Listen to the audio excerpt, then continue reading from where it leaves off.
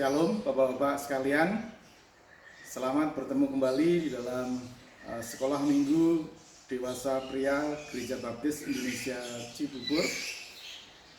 Hari ini kita akan memasuki pelajaran yang ke-5 triwulan 4 tahun 2020. Perikop yang diambil adalah dari Roma pasal 6 ayat 1 sampai dengan 5. Dengan pokok bahasan pada kali ini adalah makna baptisan.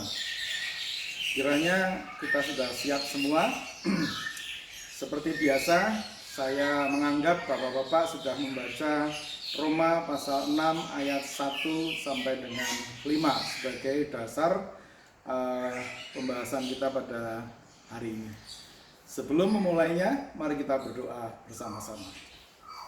Bapa kami yang bertahta di kerajaan surga yang mulia, sungguh mengucap syukur bila pada kesempatan kali ini kami sudah siap untuk mempelajari pelajaran 5 Sekolah Minggu Dewasa Pria Gereja Baptis Indonesia Cibubur. Bapa di surga, sertailah kami dimanapun kami berada, sehingga di dalam mempelajari ini kami pun akan disertai oleh Roh-Mu yang kudus, sehingga kami akan dapat memahami pelajaran ini dengan sepenuh hati, sehingga kami memahami kehendak Tuhan di dalam pelajaran ini, sehingga keyakinan kami akan semakin bertumbuh. Dalam nama Tuhan Yesus kami berdoa dan mengucap syukur. Amin. Bapak-bapak sekalian, sebelum kita masuk ke pokok bahasan, kita perlu memahami mengenai tujuan pelajaran 5 ini. Yang pertama, guru dan murid memahami bahwa baptisan memiliki makna rohani identifikasi diri dengan kematian dan kebangkitan Kristus. Kemudian yang kedua, murid menyadari bahwa keputusan untuk dibaptis bukanlah keputusan yang entengan, yang sepele. Kemudian yang ketiga, murid menyadari bahwa baptisan bukanlah peristiwa rohani yang sepele. Yang keempat, murid menyatakan komitmen untuk meninggalkan karakter hidup lama dan hidup dengan cara yang baru. Bapak-bapak sekalian, di dalam ibadah pemberkatan nikah dua mempelai di gereja-gereja, khususnya gereja baptis, kemungkinan juga ada di gereja-gereja yang lain, kita selalu melihat adanya penyalaan lilin oleh dua mempelai yang secara bersama-sama menyalakan satu lilin. Kalau di Amerika, kalau saya lihat di Google, sudah lilin itu diganti dengan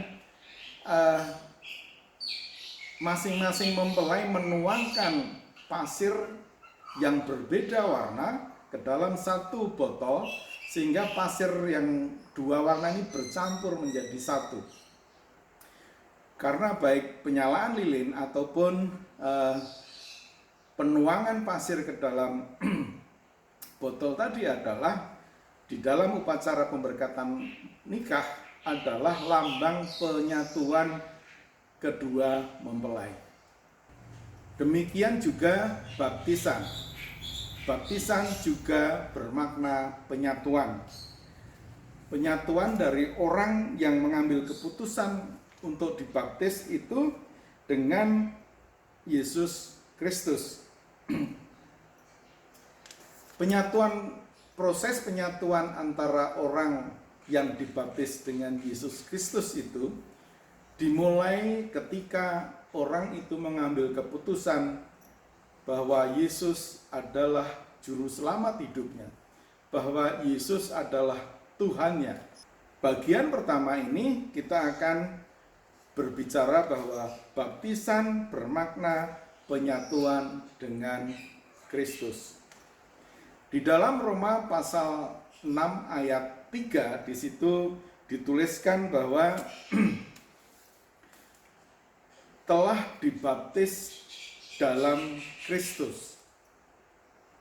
Arti kata dalam itu artinya diselam atau dimasukkan ke dalam air.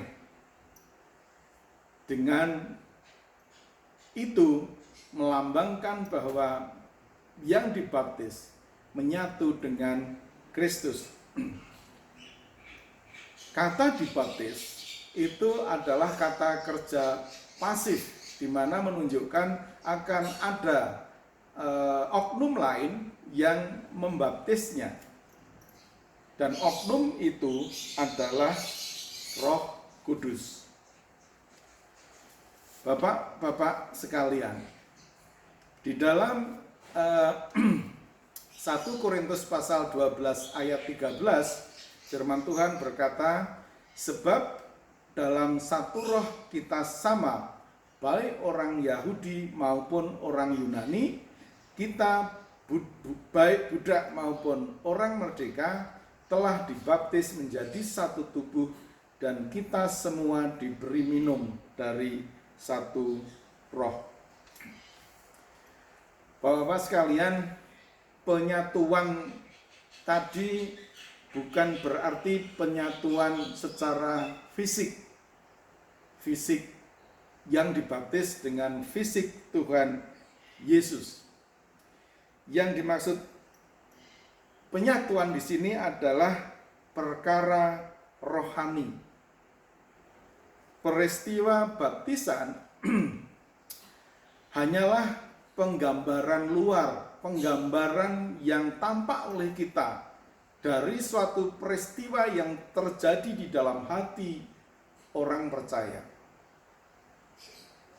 Jadi baptisan adalah semacam kegiatan visual yang bisa kita lihat, tetapi sebetulnya itu adalah menggambarkan sesuatu yang sudah terjadi di dalam diri orang yang dibaptis itu. Dia sudah mengambil keputusan bahwa Yesus adalah Tuhan dan Juru Selamatnya. Sehingga ketika baptisan terjadi, sebetulnya itu adalah visualisasi dari keputusan yang diambil oleh orang yang dibaptis tersebut. Seperti saya ungkapkan di depan tadi bahwa penyatuan dengan Kristus telah terjadi ketika orang itu mengambil keputusan dia menjadi pengikut Kristus, mengakui Yesus sebagai Tuhan dan Juru Selamat. Tapi penggambarannya, visualisasinya baru terjadi pada saat baptisan. Jadi, Bapak-bapak sekalian, sebagai orang percaya yang dibaptis, hendaknya kita memahami betul makna penyatuan dengan Kristus ini. Dan kita akan melihat nanti di bagian kedua dan ketiga bagaimana atau penjelasan lebih lanjut, elaborasi berkaitan dengan masalah penyatuan ini. Dengan demikian kita akan dapat berharap bahwa dari hidup kita dapat melihat bukti-bukti dari penyatuan diri kita dengan Kristus.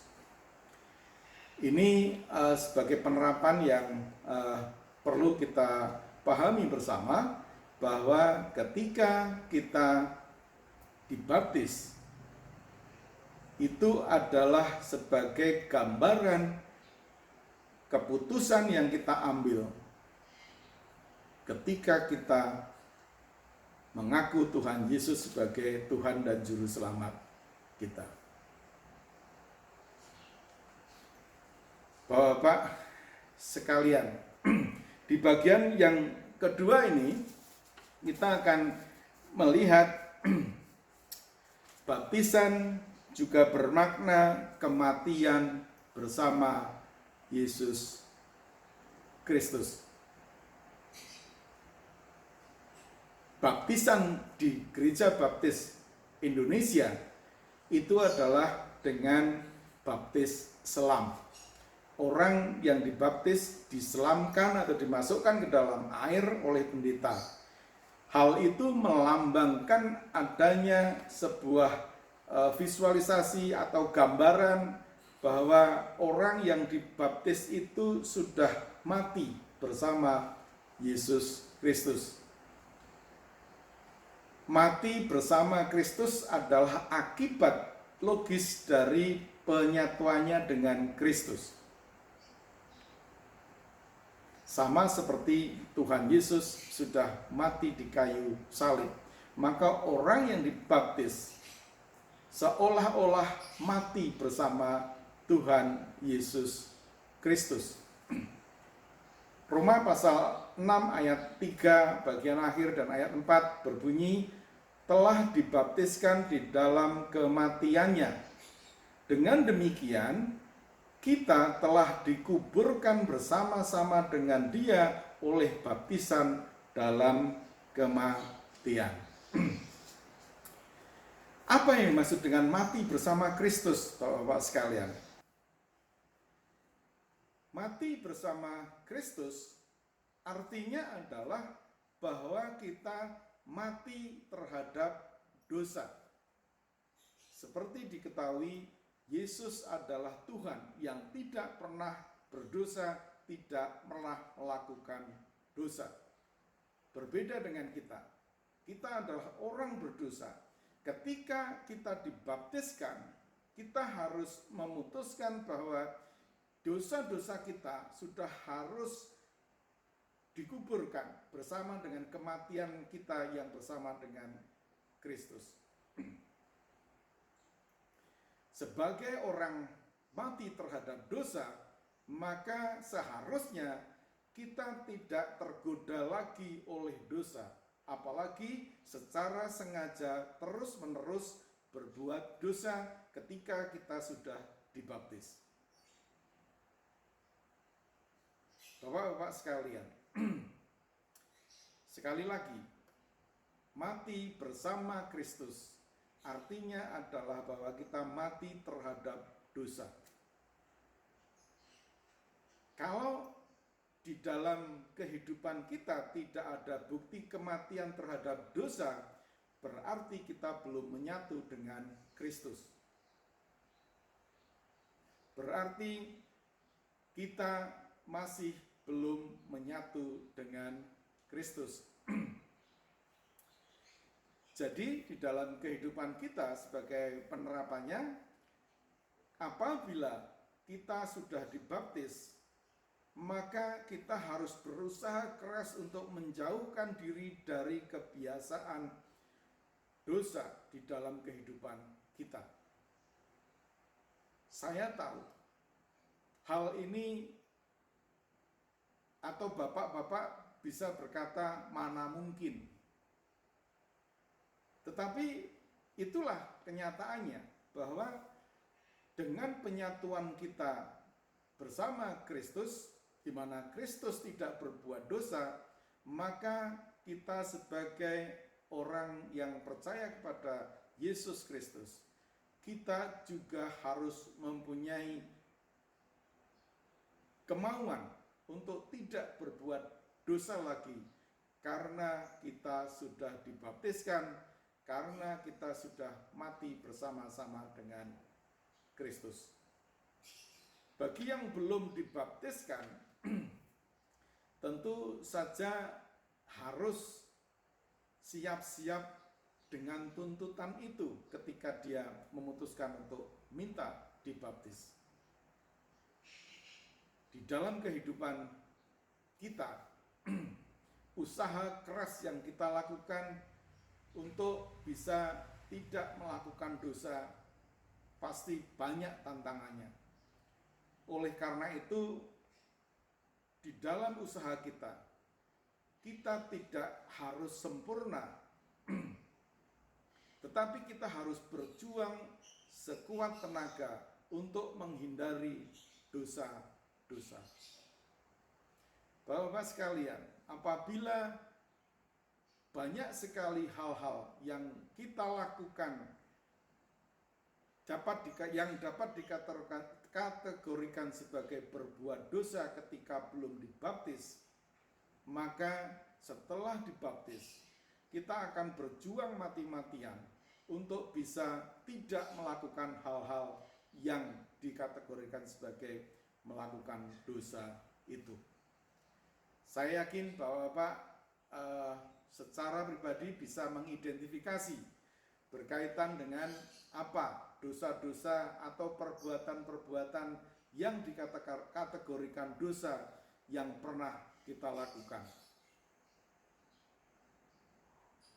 Bapak sekalian, bagian yang ketiga disebutkan bahwa baptisan selain bermakna sebagai penyatuan dengan Yesus Kristus, bermakna kematian bersama dengan Tuhan Yesus Kristus, baptisan juga bermakna kebangkitan bersama dengan Yesus Kristus. Ketika seseorang diangkat dari dalam air, itu melambangkan bahwa dia dibangkitkan dengan Kristus. Roma pasal 6 ayat 5. Sebab jika kita telah menjadi satu dengan apa yang sama dengan kematiannya, kita juga akan menjadi satu dengan apa yang sama dengan kebangkitannya.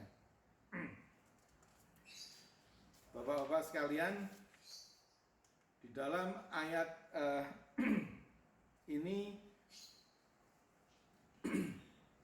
bisa diartikan bahwa orang percaya pasti bangkit bersama Kristus karena kemuliaan Allah yang membangkitkannya. Dari apa yang kita pelajari di dalam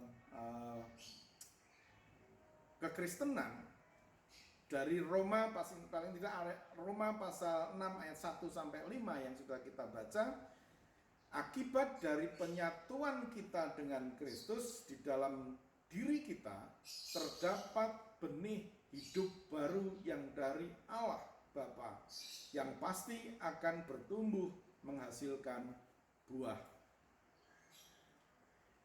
Di dalam kehidupan orang yang sudah dibaptis, ada benih hidup baru, benih hidup untuk tidak melakukan dosa lagi, sehingga disebut sebagai kehidupan yang baru. Selain itu, benih itu akan terus bertumbuh sehingga ia akan memiliki kuasa dan kesanggupan untuk hidup berkenan kepada Allah Bapa dan semakin serupa dengan Yesus Kristus.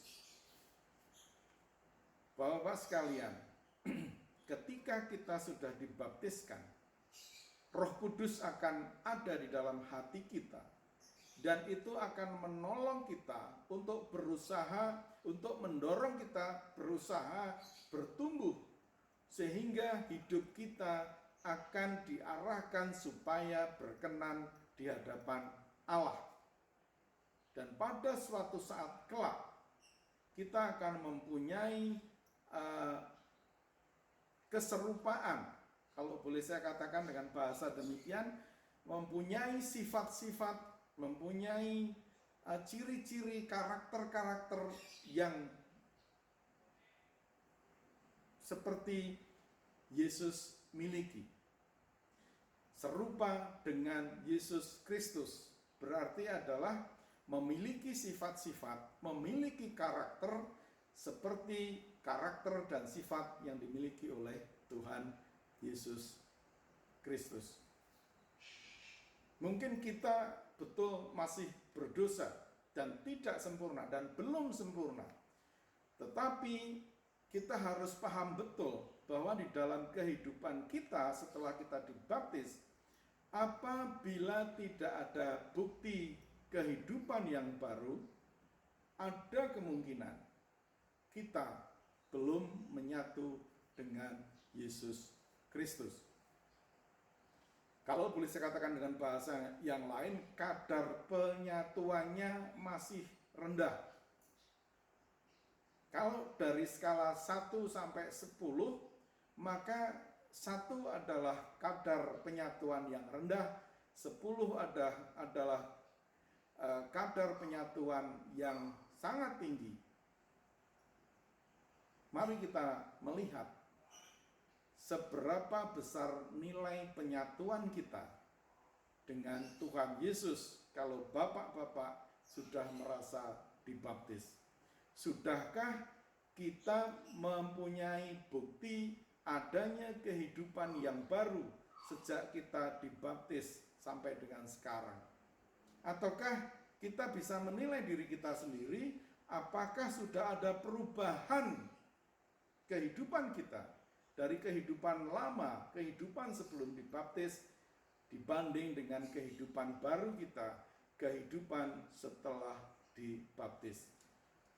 Pada pelajaran-pelajaran kemarin, saya sudah mulai tahu bahwa kita semua hampir dibaptis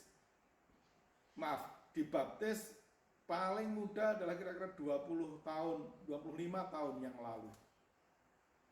Sampai saat ini, harusnya kita sudah bisa mengidentifikasi perubahan-perubahan yang kita alami dari kehidupan lama kepada kehidupan baru sebelum dan sesudah dibaptis. Bapak sekalian, sebagai orang yang sudah dibaptis, hendaknya semakin serupa dengan Kristus dan mengembangkan buah roh dalam karakter hidup kita.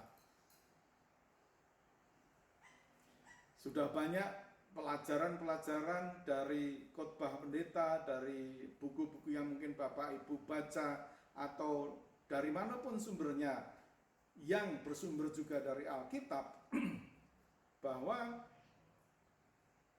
hidup kita harus semakin bertumbuh, iman kita harus semakin bertumbuh, sehingga kita akan semakin memiliki karakter atau sifat yang mirip dengan karakter atau sifat Yesus Kristus. Apabila Bapak Ibu sebagai orang yang belum dibaptis, hendaklah sungguh-sungguh dalam mengambil keputusan untuk minta dibaptis. Jangan hanya sekedar ikut-ikutan. Jangan hanya sekedar tahu bahwa untuk jadi orang Kristen perlu dibaptis dan tanpa mengetahui maknanya. Sekali lagi, setelah dibaptis, kita harus berusaha untuk menjalankan kehidupan kita ini supaya semakin lama semakin sesuai dengan karakter dan sifat Tuhan Yesus Kristus. Mungkin belum sempurna pada awalnya, tetapi harus tetap berjuang untuk hidup kudus dan benar, sehingga kita akan semakin dekat dengan Tuhan. Bapak sekalian, di dalam pelajaran ini kita sudah belajar bahwa baptisan adalah penggambaran yang kasat mata dari suatu peristiwa penyatuan dengan Kristus yang terjadi dalam diri orang percaya. Penyatuan itu adalah kalau boleh saya gambarkan seperti yang di ilustrasi pernikahan tadi. Dua pasir yang berwarna berbeda dituangkan di dalam satu botol dan warna itu akan bercampur. Dua warna itu akan bercampur dalam satu wadah. Secara kasat mata kelihatan seperti itu sebagai ilustrasi. Di dalam kehidupan kita, jiwa kita lah yang harus bercampur menyatu dengan jiwa Yesus Kristus yang memiliki kebenaran yang tidak terbantahkan. Betul, kita adalah orang berdosa di dalam penyatuan itu, kita akan berusaha untuk menjadi orang yang serupa dengan Tuhan Yesus Kristus. Orang yang dibaptis harus memaknai baptisan dengan sungguh-sungguh sehingga tidak akan main-main dengan baptisan. Seolah-olah hanya syarat administratif yang harus dilakukan untuk menjadi seorang Kristen. Bukan itu, tetapi bermakna bahwa itu adalah sebuah gambaran bahwa kita adalah mati bersama Tuhan dan dibangkitkan ke dalam kehidupan yang baru seperti Tuhan Yesus bangkit dari kematiannya. Kita harus sungguh-sungguh memahami makna baptisan dan berusaha untuk menghidupinya sejak kita mengambil keputusan percaya kepada Yesus Kristus hingga akhir usia kita. Dengan harapan bahwa karakter kita, sifat-sifat kemanusiaan kita akan semakin serupa dengan karakter dan sifat-sifat Tuhan Yesus Kristus. Bapak-bapak sekalian, sebagai bahan diskusi ada beberapa hal yang perlu kita catat bersama. Apabila bapak-bapak mempunyai kesempatan, silakan memberikan kesaksian perbedaan kehidupan lama dan baru bapak sebelum dan sesudah dibaptis. Apabila itu cukup menjadi berkat bagi kita semua untuk mengetahuinya, silakan disaksikan melalui WA group kita. Tapi kalau itu Bapak mandang hanya sebagai konsumsi pribadi, ya jangan dijelaskan. Tetapi saya yakin paling tidak kita pasti mempunyai perubahan yang pantas dirayakan, pantas diketahui oleh orang lain bahwa saya telah berubah. Kemudian di dalam kehidupan kita semua pasti belum menjadi sempurna. Apabila mungkin, buatlah daftar pribadi tentang kebiasaan dosa yang harus mati dari kehidupan kita yang sampai sekarang belum pernah kita bisa lakukan. Ini juga sekali lagi catatan pribadi saya sebutkan. Buatlah daftar pribadi. Kalau bapak-bapak masih melakukan dosa-dosa yang dalam kehidupan sehari-hari, mungkin ini perlu dicatat minimal di dalam hati, supaya mengingatkan kita terus. Karena sebagai orang yang sudah dibaptis, kita harus berani mengambil langkah untuk tidak berbuat dosa lagi, karena orang yang sudah mati bersama dengan Kristus tidak akan tergoda untuk melakukan dosa lagi.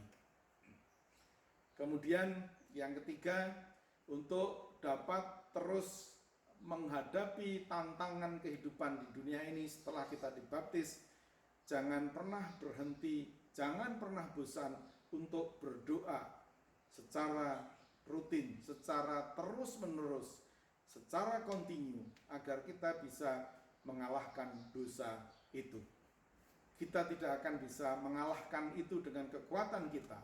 Oleh karena itu kita perlu mendapatkan pertolongan Tuhan, dan melalui doa itulah kita minta tolong kepada Tuhan agar Tuhan menolong kita untuk kita mengalahkan dosa-dosa itu. Bapak sekalian, demikianlah pelajaran kita pada hari ini, pada pelajaran kelima Triwulan 4 tahun 2020. Tuhan memberkati, sampai bertemu di pelajaran yang ke-6. Mari kita berdoa. Bapa kami yang bertahta di kerajaan surga yang mulia, terima kasih atas kesempatan yang Tuhan berikan kepada kami untuk kami dapat belajar mengenai makna baptisan dalam kehidupan kami. Ajarlah kami agar kami mampu memaknai baptisan ini sesuai dengan kehendak Tuhan, sehingga kami akan dapat melaksanakan kehidupan kami sesuai dengan kehendak Tuhan juga, sebagai orang-orang yang sudah dibaptis, yang harus menjauhkan diri dari dosa dan mempunyai karakter dan sifat yang semakin serupa dengan karakter dan sifat Tuhan Yesus Kristus. Berkati kami dalam kehidupan kami, agar kami dapat melaksanakan kehendak Tuhan ini dalam kehidupan kami. Dalam nama Tuhan Yesus kami berdoa dan mengucap syukur. Amin.